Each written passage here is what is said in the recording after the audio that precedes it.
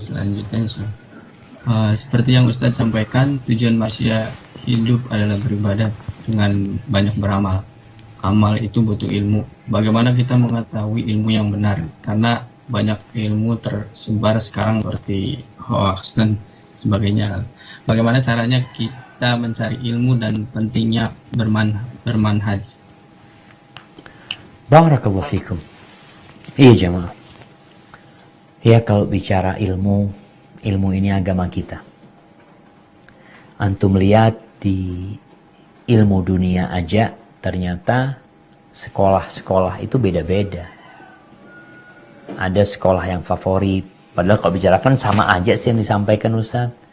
Kenapa UGM kok jadi favorit umpamanya? Kenapa UI kok favorit? Mungkin di Bandung ada ITB.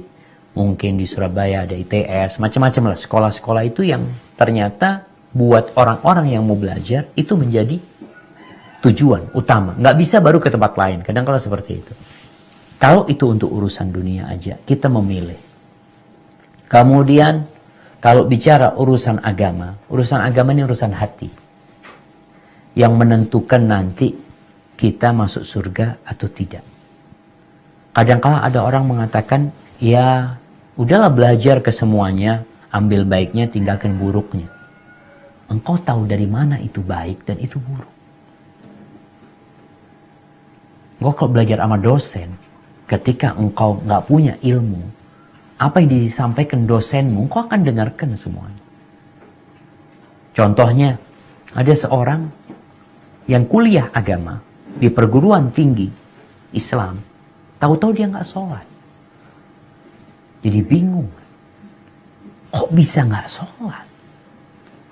Di perguruan tinggi agama, ternyata dia di sana tadi mendapatkan penyampaian gurunya, yang gurunya mungkin memang nggak sholat. Dia jelaskan sholat itu tujuannya adalah mengingat Allah Azza wa Jal.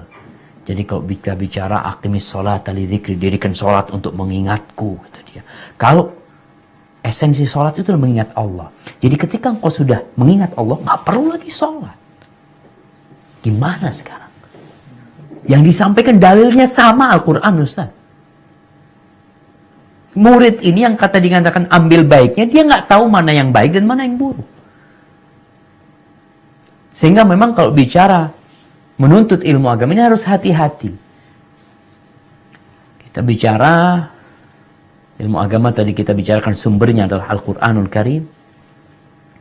Kemudian Nabi SAW, kana khuluquhul Quran, beliau adalah praktek dari Al-Quran itu sendiri. Jadi kalau mau tahu Quran, dari kelakuan Nabi SAW, dari ucapan Nabi SAW. Karena beliau full penjelasan untuk Al-Quran Karim. Baik. Kemudian kita bicara, oke, kita sudah paham Al-Quran sumbernya. Kemudian Nabi SAW sebagai penjelas untuk Al-Quran itu sendiri.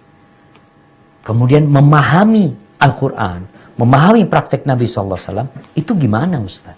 Kadang-kadang anak lihat ada perbedaan pendapat, ini itu macam, alhamdulillah, Quran dan sunnah Nabi ini sudah dipraktekkan dalam kehidupan ini. Jadi bukan teori yang ada dalam buku. Tapi ini Quran turun ke hati Nabi SAW, disampaikan oleh lisan Nabi, dipraktekkan oleh dirinya dalam kehidupan ini, kemudian para sahabat melihat dan mengamalkan.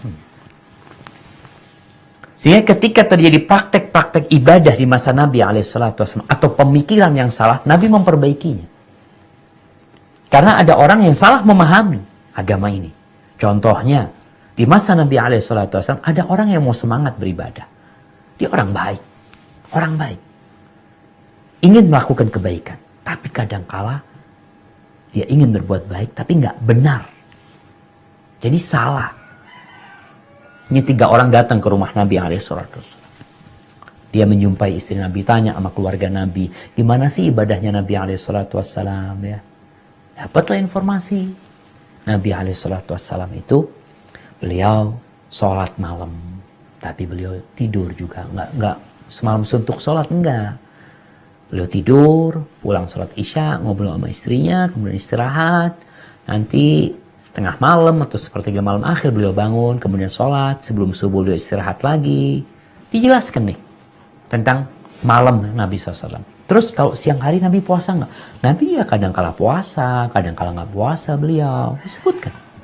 Terus ya jelas Nabi banyak istrinya. Akhirnya 3 orang ini, setelah dia mendapatkan informasi, dia berusaha untuk mencerna dengan semangat dia tanpa ilmu yang cukup. Apa kata salah seorang di antara mereka? Ngatakan, kalau gitu, kok sedikit ya ibadahnya Nabi ya? Nggak banyak. Biasa-biasa aja. Gitu. Maka satu orang mengatakan, kalau gitu aku akan menghidupkan malamku, sholat tanpa tidur. Selama-lamanya sudah. Yang satu mengatakan, aku akan puasa sepanjang tahun dan tidak berbuka.